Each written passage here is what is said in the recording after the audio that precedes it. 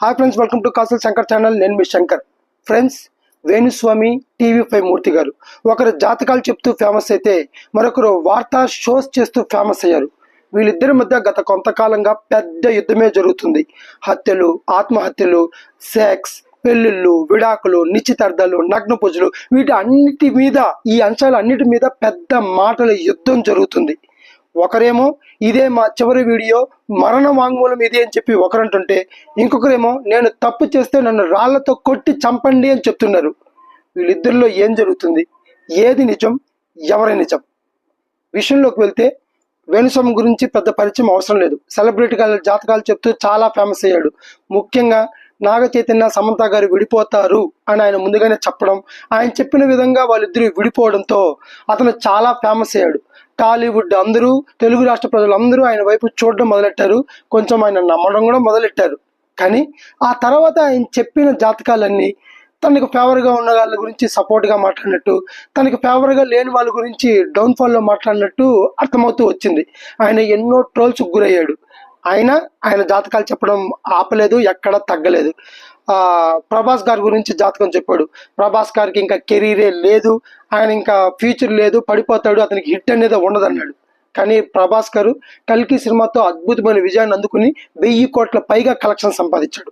దానికి ముందు చేసిన సలార్ కూడా మంచి కలెక్షన్లో తెచ్చింది. దాని తర్వాత ఒక ఐపీఎల్ టీం గురించి మాట్లాడతా, తను సపోర్ట్ చేసిన టీం ఖచ్చితంగా హిట్ అవుతుంది అన్నట్టుగా, అదే కప్పు సాధిస్తుందన్న విధంగా ఒక ప్రెడిక్షన్ చెప్పాడు. బట్ ఆయన చెప్పిన టీం అయితే ఫైనల్లో ఓడిపోయి వచ్చేసింది.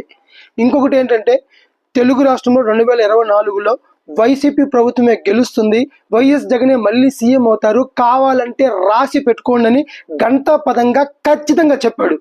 కానీ అది జరగలేదు. కేవలం వైసీపీ ప్రభుత్వం 11 సీట్లు మాత్రమే గెలుచుకునింది. కూటమి, తెలుగుదేశం జనసేన కూటమి తిరుగులేని విజయాన్ని సాధించింది. ఈ దెబ్బతో వేణుస్వామి గారు ఏమనుకున్నారేమో తెలియదు, కానీ పబ్లిక్గా వీడియోలోకి వచ్చి నేను చెప్పిన ప్రొడిక్షన్ తప్పైంది, అందువల్ల ఇంక నుంచి పబ్లిక్ డొమైన్లో సెలబ్రిటీల గురించి కానీ, పబ్లిక్ డొమైన్ గురించి కానీ ఎటువంటి జాతకాలు ప్రొడిక్షన్ నేను చెప్పను, మానేస్తున్నాను, నా దగ్గర పర్సనల్గా ఎవరైనా వస్తే చెప్తా తప్ప బయట చెప్పను అని చెప్పి వెళ్ళిపోయారు. ప్రజలు కూడా ఒకసారి వెళ్ళిపోయిన వ్యక్తిని ఇంకా పట్టించుకోలేదు. ఫస్ట్ 2-3 రోజులు ట్రోల్ చేశారు. తర్వాత ఆయనంతటా ఆయన వెళ్ళిపోయాడు కదా, ఇంకా అతను నిజం చెప్తే ఏముంది, అబద్ధం చెప్తే ఏంటని చెప్పి వదిలేశారు. ఇవన్నీ అయిపోయిన తర్వాత నాగార్జున గారు నాగ చైతన్యకి, శోభిత ధూళిపాల గారికి నిశ్చితార్థం ఏర్పాటు చేశారు. మొత్తం తెలుగు రాష్ట్ర ప్రజలందరూ ఆనందపడ్డారు.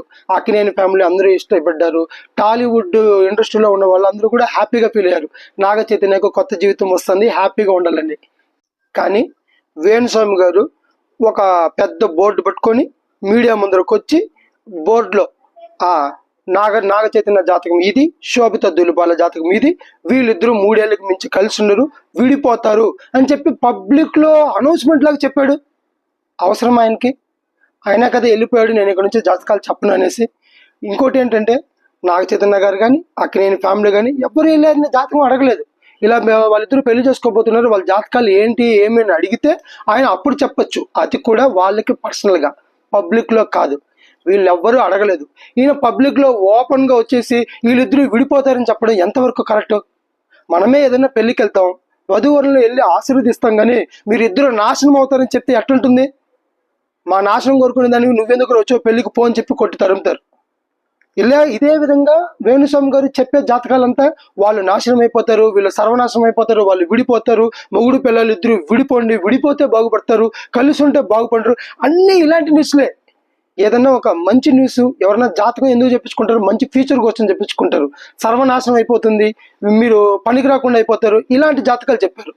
ఇది అందరికీ కోపం వచ్చింది. అక్కినేని అభిమానులు కోపం వచ్చింది, తెలుగు రాష్ట్ర ప్రజలందరికీ కోపం వచ్చింది. వేణుస్వామి గారిని కనబడితే అసలు నువ్వు ఇలా ఎందుకు చెప్తున్నావు అని చెప్పి అడగాలని చెప్పి ఎంతోమంది ఎదురు చూస్తారు. కానీ ఇలాంటి సున్నితమైన అంశాల గురించి ఎక్కువసేపు డిస్కషన్ చేయకూడదని ఎవరూ మాట్లాడలేదు. కానీ వీళ్ళందరి తరపున యాజ్ ఎ జర్నలిస్ట్గా టీవీ5 మూర్తి గారు ఆయన్ని క్వశ్చన్ చేశారు.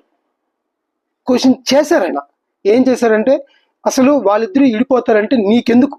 నిశ్చితార్థం చేసుకుంది వాళ్ళు ఏదో శుభమాని పెళ్లి చేసుకుంటే, నిశ్చితార్థం చేసుకుంటే నువ్వు వచ్చి బోర్డులో మీటింగ్ పెట్టి ఇలా చెప్పడం ఎంతవరకు కరెక్టు?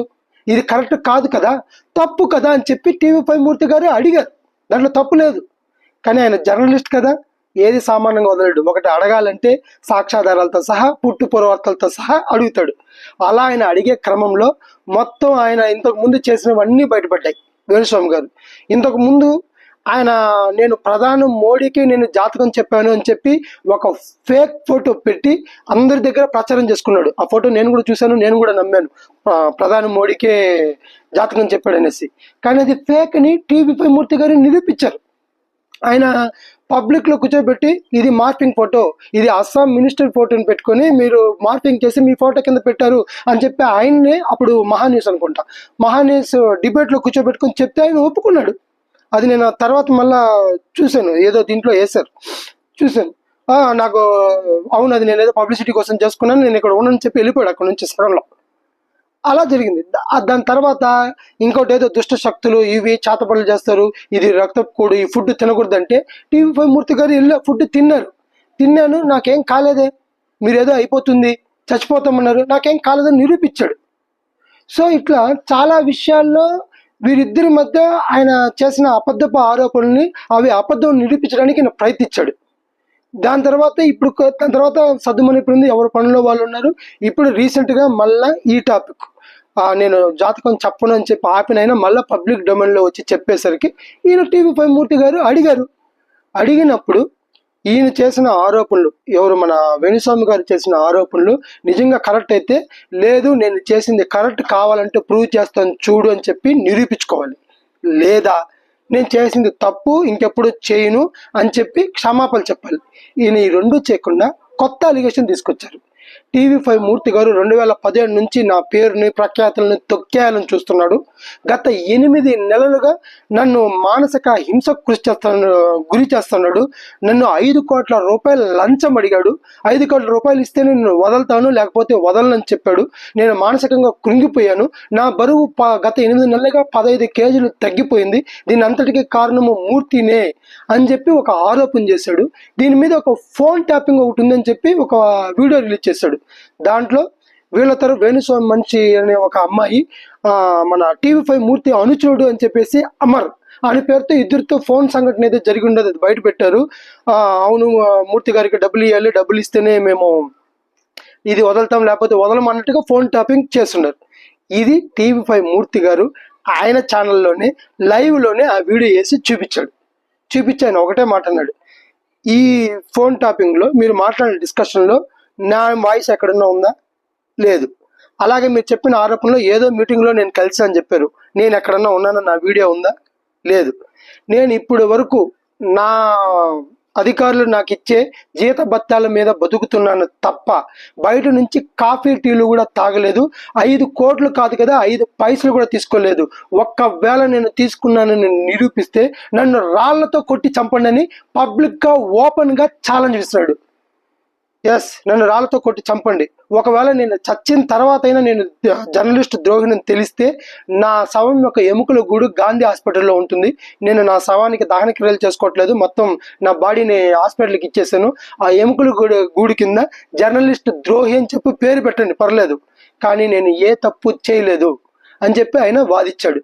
ఇప్పుడు ఆయన అంటున్నాడు, మీరు నేను తప్పు చేశానని చెప్తున్నారు కదా, పోలీస్ కేసు వేయండి, పోలీస్ కేసు వేసి నిరూపించండి. మీరు వేయలేదంటే మీ తరపున నేనేస్తా కేసు, నేను మీకు సపోర్ట్ చేస్తా, నేను కేసు వేస్తాను, పోలీసుల్ని ఎంక్వైరీ చేపిస్తాను. అసలు ఎవడు ఆ అమర్ అనే వ్యక్తి ఎవరు? నా అనుచరుడు అమర్ అంటున్నారు కదా, అసలు ఆ అమర్ ఎవరు? ఆ అమర్ ఎవరో నాకు తెలీదు, మీరు నిరూపించండి. ఆ అమ్మాయి ఎవరో తీసుకురండి, ఆ అమ్మాయితో అమర్తో బయటకు పబ్లిక్ డొమైన్తో ఓపెన్ చేయించండి. నేను తప్పు చేసినని చెప్పిస్తే నన్ను చంపండి. ఒకవేళ నేను తప్పు చేయలేదు, మీరే తప్పు చేశారని తెలిస్తే కానీ మిమ్మల్ని ఏమీ చేయొద్దని, మీకు రక్షణ కలిగించమని సీఎం రేవంత్ రెడ్డి గారిని, నారా చంద్రబాబు నాయుడు గారిని నేను రిక్వెస్ట్ చేస్తాను. కానీ మీరు నాకు ఒక మాట ఇవ్వండి, నగ్న పూజలు అని చెప్పి, అసత్య పూజలు అని చెప్పి, యోని పూజలు అని చెప్పి, ఇలా అర్థం లేని పూజలు చేయడం మానేయండి. ప్రజల్ని భయభ్రాంతులకు గురి చేయించడం మానేయండి. వేలకు వేలు డబ్బులు, లక్షలకు లక్షల డబ్బులు దోచేయడం మానేయండి. అదొక్కటే నేను కోరుకుంటున్నాను అని చెప్పి టీవీ5 మూర్తి గారు చెప్పారు. ఇప్పుడు ఈ ఆరోపణల మీద పెద్ద యుద్ధమే నడుస్తుంది. ఇక ఆ అమర్ ఎవరు? మన టీవీ5 మూర్తి గారి తరపున ఒక అమర్ అనే మాట్లాడిన వ్యక్తి గురించి ఇప్పుడు పోలీసులు వెతకడం స్టార్ట్ చేస్తారు. ఆ అమర్ ఎవరో బయటకు వస్తే ఎవరు చెప్పింది నిజం, ఏది నిజం అనేది బయటపడుతుంది. దీంట్లో ఈ టీవీ5 మూర్తి గారు వేణు గారిలో ఎవరు నిజం ఏది నిజం అనేది తొందరలోనే తెలుస్తుంది ఫ్రెండ్స్. ఇది ఫ్రెండ్స్ ఇవాళ వీడియో. ఈ వీడియో కానీ మీకు నచ్చితే please like, share and subscribe. Thank you.